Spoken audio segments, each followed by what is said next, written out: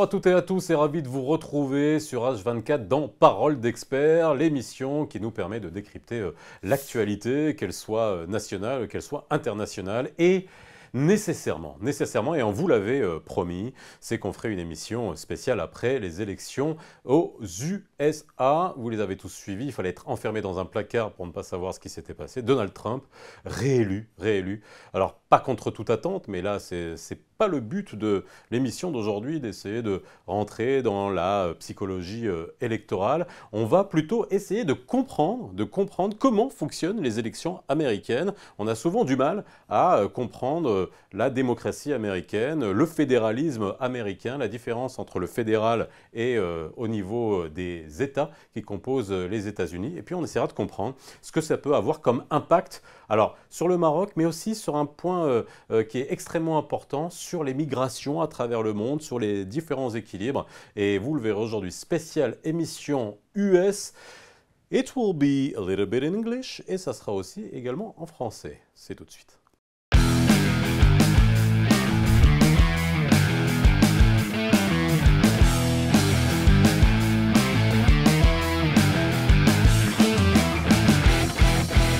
Et comme je vous l'ai annoncé, cette émission, elle jonglera entre l'anglais et le français. This show will be in English and in French because I got two guests who are connected with me abroad. Mr. Professor John Kincaid is the Robert B. and Helen S. Maynard Professor of Government and Public Service, and you're how to say, an expert in federalism. You're in Pennsylvania. Professor, welcome. Thank you very much for having me. Well, thank you so much for accepting to be with us here today in this show and to be with us to understand how this US election that can seem weird for a lot of people around the world and especially here in Morocco. You're going to explain us how does it work and maybe give us your point of view about what happened with the re-election of Donald Trump. Mehdi Aliwa is with us. Mehdi Aliwa, doyen sciences politiques à Rabat à l'Université internationale de Rabat. Bonjour Mehdi. Bonjour, merci pour l'invitation. Merci d'être avec nous aujourd'hui et tu nous donneras ton avis aussi sur la question et je sais que à chaque fois qu'on en discute, ça nous. Il n'y a pas longtemps, tu étais aux États-Unis et ça nous permettra aussi d'avoir ton avis sur la manière avec laquelle ceci peut impacter un certain nombre de choses, de sujets et notamment un dont tu t'occupes particulièrement, ce sont les migrations et puis aussi les équilibres internationaux. So let's start with Professor John Kincaid. Please, I used to be in the United States and I've had the occasion and the pleasure to meet a specialist of the Constitution of the United States. And I remember one thing, and I don't know if you agree with this statement. He told me, you know, the President of the United States is not really the President of the American people, but the President of the United States. Do you agree with that? Well, yes, technically that's the case, and the oath of office requires the president to defend not the American people, but the Constitution. And so, does it explain why, obviously, when you have a lot of media, European medias that say, oh, but he's not been elected by the people, but he's been elected by the great electors. Can you explain how does it work, how this two-step election is working? People vote for great electors and then great electors vote. How does it work and where does it come from? Well, he was actually elected by both the people and the electors, but the unusual system we have in the United States is due to the fact that it's a federal country, and when the framers of the Constitution met in 1787, the office of the president was something entirely new, and they debated on how to choose that person, and the Constitutional Convention decided against having Congress choose the president. They decided against having a direct election by the people, and they settled on this electoral college mechanism. So each state has a number of electoral votes that is equal to the number of people it has in Congress, that is, its House members and Senate members. So at a minimum, a state with a small population has 3 electoral votes. California is our largest state, so it has, I think, 55 electoral votes. And so when the people vote in each state, the state's electoral votes are awarded to the candidate who wins the popular vote in the state. And except for Maine and Nebraska, where they divide their electoral vote by congressional districts. So in the case of the 2024 election, President Trump won the popular vote nationwide. He got more of the people's votes than Kamala Harris. And he also, of course, won the Electoral College and got more than 300 electoral votes in the 2024 election. So it was really, he was elected by both the people and the Electoral College system. So the question is right now, and a lot of people, a lot of, again, media says, oh, Donald Trump has all the power and he can decide everything. Is it true? Because we know that there's a federal and there's a state. Does a governor of a state, even a little state in terms of population in United States, can say no to the president of the United States? That's a very complicated question. The president does not have all the power. The president, Even if the Senate and the Congress are Republican right now? well, the Congress has gone, looks like it will be controlled by Republicans, so they will be allies of the president, but they are not obligated constitutionally to do what the president asks them to do. They will mostly, I think, follow Trump's line because he won by such a large margin in the election. He's a powerful force in the Republican Party. And so members of Congress realize that the Republican members, that loyalty to him is useful in their own reelection. But he can't count on the Supreme Court to necessarily agree with him all of the time. And on certain issues, these states can resist the president. They can file lawsuits in federal courts, and we'll see a great many lawsuits filed particularly by states that are controlled by the Democrats. They can also refuse to cooperate with the president. So his proposal to deport millions of illegal immigrants in the United States will be resisted by the Democratic states. They will refuse to allow their police forces to cooperate with the president. And so there are certain grounds on which the states can resist the president as well. Yeah, so that very very last point that you mentioned. So you can confirm that in some democratic states, I mean, they can resist to this statement of what decided or what President Trump told he would do to send back 20 million migrants. Yes, and that will be difficult for him to accomplish without the cooperation of the states. And the states that are controlled by Democrats will be very resistant and will not want to cooperate on that policy, and they won't. And they'll also file a great many lawsuits at the same time. Thank you, Professor. Mehdi, alors, j'ai laissé le professeur nous expliquer un peu le système électoral américain, et surtout, il a fini par aborder un point que je voulais justement aborder avec toi. Mais avant ça, Mehdi, comment tu as vécu ces élections américaines, la victoire des républicains d'une manière totalement acquise et large, on est loin des différences extrêmement ténues en termes de vote populaire. Comment tu as vécu ça, Mehdi? Je suis citoyen marocain, donc je regarde ça de loin, Bah oui, nous, même si, on analyse ça d'ici, hein. voilà. Donc vu d'ici, déjà, déjà une félicitation aux institutions et au peuple américain qui ont réussi tout de même des élections malgré les tensions, malgré des promesses de débordement qui ont été très disciplinées. Nous, c'est toujours très intéressant de ce point de vue de africain et arabe de constater qu'il y a encore des grandes démocraties. Maintenant, la question de la manière dont la campagne électorale s'est déroulée et puis qu'est-ce que donnera maintenant l'exercice du pouvoir, c'est une deuxième question, un deuxième élément. C'est-à-dire, les Américains ont réussi clairement une belle élection.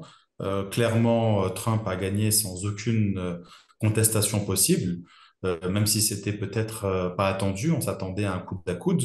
Maintenant, effectivement, on a regardé depuis le Maroc et d'autres pays, où et ça dépend aussi des Marocains, parce que tout le monde n'est pas d'accord les uns avec les autres, hein, cette élection un petit peu avec méfiance, parce que les propos qui étaient utilisés étaient des propos très outranciers, très exagérés, parfois même au-delà même de la limite de ce qui est permis, et avec des promesses électorales qui peuvent faire craindre des dérives non démocratiques.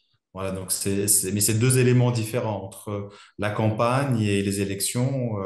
Il faudrait peut-être les analyser de deux points de vue différents. Mais nous, d'un point de vue géopolitique, on a l'impression que nécessairement, vu la position qu'avait eu Donald Trump sur le Sahara, nous, de toute façon, on accueille ça, on a l'impression que tous les milieux accueillent ça d'un bon œil. Alors là, je parle vraiment Ah d'un ben point de vue ça, géopolitique. Pour nous, hein, particulièrement. oui, mais ça c'est une erreur. C'est une erreur parce que en politique, de manière générale, rien n'est totalement acquis tant que c'est pas gravé dans le marbre, et plus que le marbre tant que ça rentre pas dans une pratique. Et Mhm. donc, ce n'est pas parce que on a eu à un moment donné, dans des accords si particuliers, dans lesquels il y avait les accords d'Abraham, il y avait Israël. Aujourd'hui, Israël est dans une position très difficile puisque il bombarde à outrance des populations civiles. Donc, la réception du point de vue de la population marocaine est très négative par Bah rapport oui. à ces accords. Donc, si vous voulez, tout ça, ça remet un petit peu, pas à 100% les choses, hein. Les États-Unis continueront sur la voie de Trump, mais il est possible que Trump ne revienne pas avec force comme il l'a fait. Ça, rien n'est moins sûr. C'est à la C'est-à-dire qu'il diplomatie faut rester marocaine de prudent, quoi. travailler. C'est ça ce que tu es en train de nous dire. Ah oui, j'ai en train de dire que la diplomatie marocaine doit continuer à travailler. Elle le fait avec brio. Et pour cette cause nationale, rien n'est gagné. Il faut continuer à travailler du point de vue des républicains, mais même du point de vue de l'opposition américaine, du point de vue des démocrates, qui aussi parfois sont sur des positions un peu différentes, puisque la politique américaine ne se fait pas qu'autour d'un seul homme. Aujourd'hui, ça a été bien présenté par mon collègue, américain, mais aujourd'hui, il a le vent en poupe. Donc, il va, entre guillemets, diriger pendant plusieurs mois avec peu de contestation, mais très rapidement, les contre-pouvoirs démocratiques se mettront en place, la presse, l'opposition, etc. Et il sera challengé sur des faits. Et donc, on ne sait pas à quoi Donald Trump fera face dans un an. Et on ne sait pas si dans un an, le Maroc sera quelque chose d'intéressant pour lui ou simplement un élément très, très, très lointain. Alors, je reviendrai vers toi pour les migrations. Professor, uh, well, there's something very special about US election, presidential election, is that, okay, we have the results. Now the great electors will vote in December, I think in 7th, December the 7th, and then the president will be in charge in January. So, what is happening during this 6, 7 weeks in the United States, and where does it come from? This way of waiting so long for an elected president to take his charge. Well, it used to be longer. Okay. Up until the 1930s, the president was not inaugurated until March. So it was a several month wait. And in the 1930s, we changed the Constitution to provide for the president to take office in mid-January, and so the transition is shorter. Really, the function of the transition is to allow the outgoing president time to wind up his affairs and his administration, and to allow time for the incoming president to fill the positions in the government that need to be filled. Trump will need to appoint nearly 4,000 people to positions in the federal government. And so that's a lot of people that need to be appointed. And his transition team will be visiting all the agencies of the federal government to find out their current status and what they are doing. And then he will be deciding who will fill all of those positions, from cabinet secretaries to lower positions in the federal agencies. And so all that takes a great deal of time. And most incoming presidents have, 40, 50,000 people who apply for those jobs.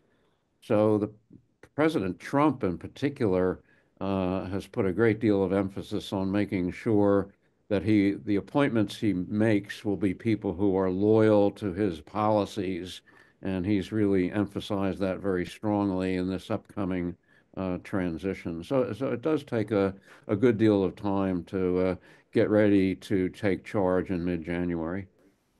So my very last question, Professor John Kincaid, please, and that will be a very personal opinion, if you want. How did you leave this campaign? Because obviously, again, that was very, very special. A lot of very weird things were said by Donald Trump, by Kamala Harris, and it was like a show, a real American show. You as an observer, a professor, an expert of federalism and the U.S. Laws, how did you see that? Well, I thought it was a very disappointing campaign in that it was much more the candidates attacking each other, not enough emphasis on policy, in my view. But the United States electorate, and particularly the elites, have become extremely polarized. And also, what we are witnessing in this election is possibly a kind of a realignment of the voters.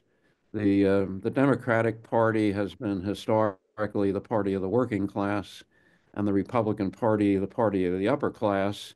But that has changed with Donald Trump beginning in the 2016 election. And so the most notable thing about the election was how much the Republican Party gained among many of the traditional voters for the Democratic Party. So Trump succeeded in putting together a multiracial, multi-ethnic working class coalition, which is really quite remarkable. And it's also, whatever one thinks about Donald Trump, it's the most astonishing political comeback in American history. And he's the first president since the 1880s to leave office for 4 years and then come back and be reelected again. So there are a great many firsts and unusual things about this election. And but I think primarily it was the voters were reacting to inflation, and they were reacting to immigration, and they were very dissatisfied with the Biden-Harris administration. So the election outcome was as much a vote against Biden and Harris as it was a vote for Trump, which means that the Republicans may have difficulty holding their coalition together over the next 4 years if the Democrats learn their lesson and begin to have a more effective appeal to the working class to bring those voters back into the Democratic Party.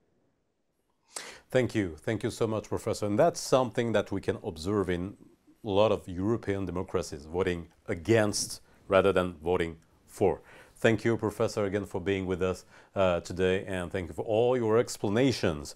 Mehdi, j'aimerais finir cette émission en te posant la question justement sur...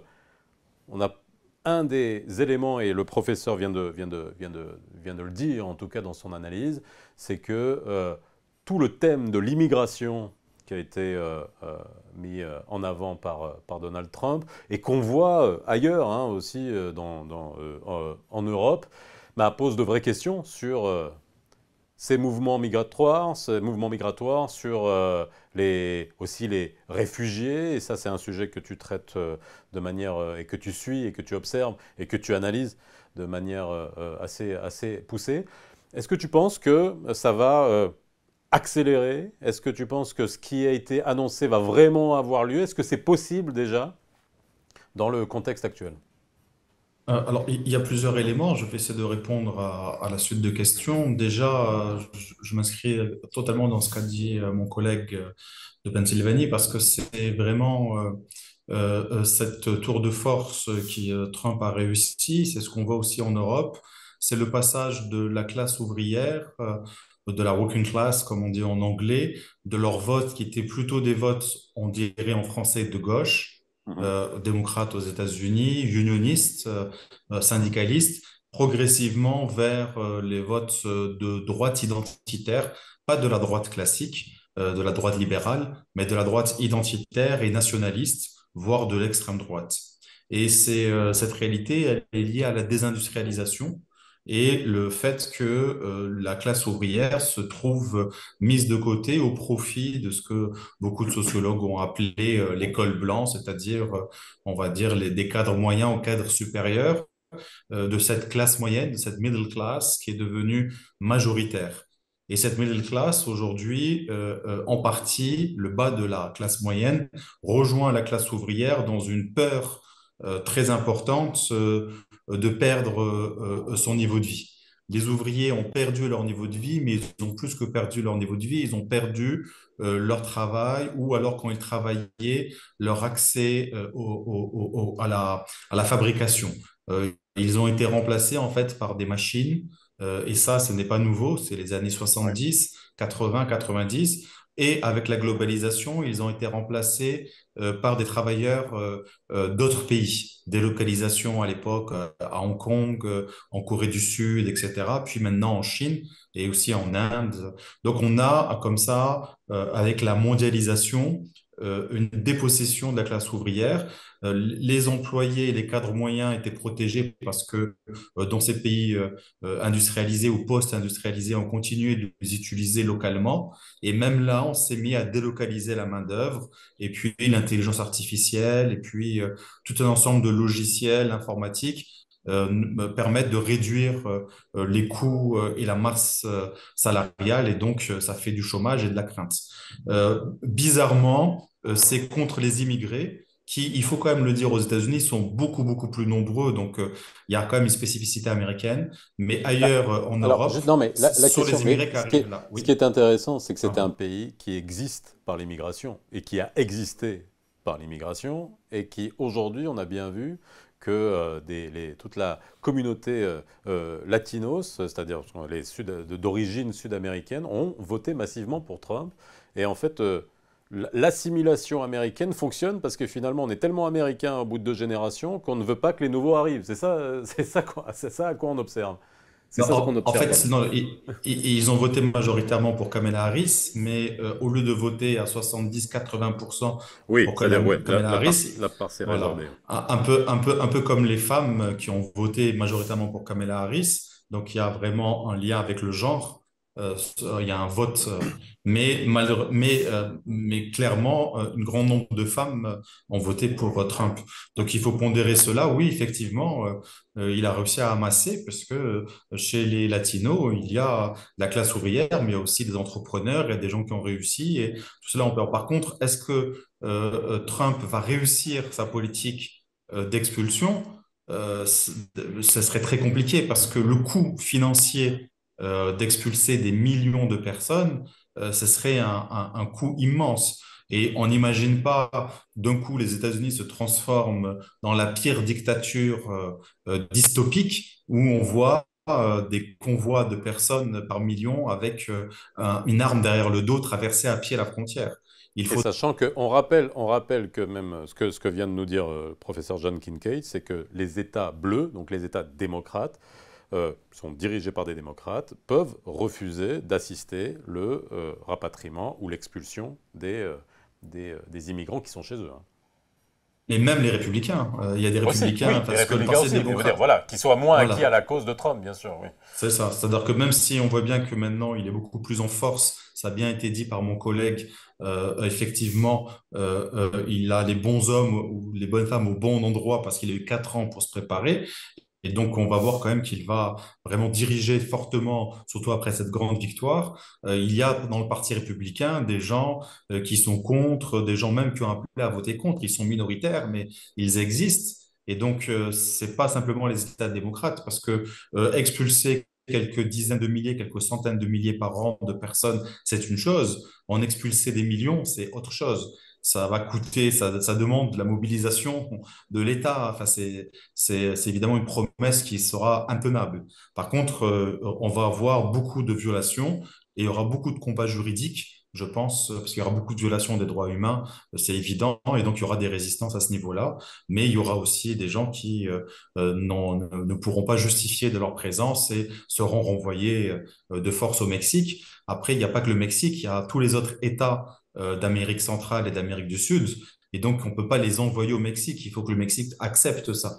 Oui, oui, c'est les mêmes problématiques qu'on peut voir aussi en France, dont on parle beaucoup, les OQTF et dans les autres pays ailleurs. C'est-à-dire que entre les annonces et les mécanismes opérationnels, juridiques, sociaux, gouvernementaux au niveau local, au niveau des États, ça reste quand même très compliqué. Merci beaucoup, Mehdi, d'avoir été avec moi. Professor John Kincaid, thank you for being with us again today for all your explanations. Merci d'avoir été avec nous. J'espère que vous avez un peu mieux cerné la manière avec laquelle les élections fonctionnent et surtout intéressant de voir comment on perçoit ça de chez nous et quel impact ça peut avoir. Merci d'avoir été avec nous dans Paroles d'experts sur H24. Je vous dis à très vite sur H24. Bye bye.